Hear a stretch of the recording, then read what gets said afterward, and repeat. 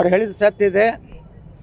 ನಿಪಕ್ಷಪಾತವಾಗಿ ತನಿಖೆ ಆಗಬೇಕಾದ್ರೆ CBI ಕೊಡಬೇಕು. ಯಾಕಂದರೆ COD ಏನಾಗ್ತದೆ, ಕರ್ನಾಟಕ ಸರ್ಕಾರದ ಕಪಿಮುಷ್ಟಿಯಲ್ಲಿದೆ. ಏನಾಯಿತು ಮೈಸೂರು ನಗರಾಭಿವೃದ್ಧಿದು ಒಬ್ಬ SP ಒಳಗೆ ಕರಿತಾನೆ, ಕರೆದು ಸರ್ ಏನು ಮಾಡೋದು ಸರ್, ಅನಿವಾರ್ಯ ಸರ್, ಕೋರ್ಟ್ ಆಗಿತ್ತು, ತಮ್ಮನ್ನ ಕರೆದಿದ್ದು ಭಾಳ ದೊಡ್ಡ ನನಗೆ ಶಾಕ್.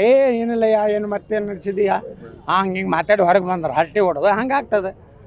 ಅವ್ನು ನಿರಪರಾಧಿ ಅತ್ತೆ ಘೋಷಣೆ ಮಾಡ್ತಾರೆ. ಇವತ್ತೇ ಹೇಳ್ತೀನಿ ನಾನು, ಅವನು ಗುಂಡಾಲತ್ತೂ ಹೇಳ್ತಾರೆ, ಅವ್ನು ಪಿಸ್ತೂಲಲ್ಲತ್ತು ಹೇಳ್ತಾರೆ. ಅದಕ್ಕೆ ಜನಾರ್ದನ ರೆಡ್ಡಿ ಶ್ರೀರಾಮುಲು ಹೇಳಿದ್ದನ್ನು ನಾನು ಸಮರ್ಥನೆ ಮಾಡ್ತೀನಿ. ಅದು CBIಗೆ ಕೊಡಬೇಕು. ಅದು ಕಾಂಗ್ರೆಸ್ನವ್ರು ಹಾಕಿದ ಗುಂಡಿದೆ. ತಮ್ಮ ಸ್ವಂತ ಕಾರ್ಯಕರ್ತನ ಹೊಡೆಯುವಂಥ ನೀಚ ಕೃತ್ಯ ಕಾಂಗ್ರೆಸ್ನವ್ರು ಮಾಡ್ಯಾರ. ಮುಂದಿನ ದಿನಗಳಲ್ಲಿ ನಾ ಕಾಂಗ್ರೆಸ್ ಕಾರ್ಯಕರ್ತರಿಗೂ ಒಂದು ವಿನಂತಿ ಮಾಡ್ಕೊತೀನಿ, ನಿಮ್ಮನ್ನು ರಕ್ಷಣೆ ಮಾಡ್ಲಿಕ್ಕೆ ಯಾರೂ ಇಲ್ಲ, ನಿಮಗೆ ಹೊಡಿಲಾಕತ್ತಾರವ್ರು ಅಂದ್ರೆ ಇಶ್ಯೂ ಮಾಡಬೇಕಾಗಿತ್ತು, ಫೇಲ್ ಆದರು. ಅದಕ್ಕೆ ಕಾಂಗ್ರೆಸ್ ಕಾರ್ಯಕರ್ತರು ಮುಂದಿನ 2028 ಒಳಗೆ ಆರಾಮ್ ನೀವು ಮನ್ಯಾಗ ಮಕ್ಕೋರಿ, BJP 150 ಸೀಟ್ ಬರ್ತದೆ.